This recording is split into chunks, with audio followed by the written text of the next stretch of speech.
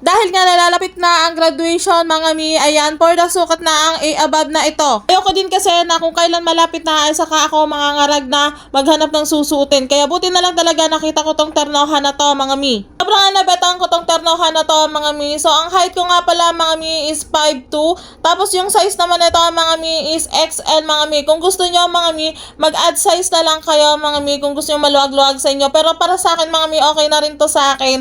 So hindi na lang ako kakain sa graduation siya.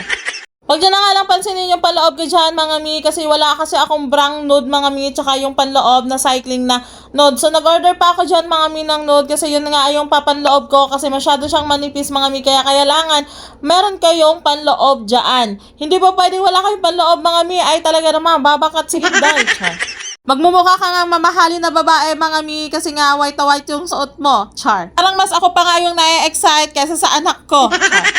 Pagpasensyahan nyo na mga mi kasi nga first time ko nga a-attend ng graduation tapos sa anak ko pa, diba? Sinong hindi kakabahan dyan? Kasi may graduating na ako. Kasi noon mga mi, nung elementary ako mga mi, ay talaga naman may honor naman talaga ako. With honor naman talaga ako noon mga mi. Kaso nga lang, hindi ako tinawag ng teacher ko. Nakalimutan siguro ako kaya for the back out yung babae. Oo mga mi, sobrang legit talaga. Grabe talaga yung karanasan ko noon. Kaya sabi ko noon, hindi na talaga ako mag-aaral kasi nga, grabe. Pero charot lang mga mi, kaya talagang sobrang saya talaga yung pakiramdam ko ngayon kasi may graduating na ako. O siya mga mi, kung nabetan nyo rin mga mi, lalagay ko yung link sa comment section tsaka dyan sa yellow basket ko.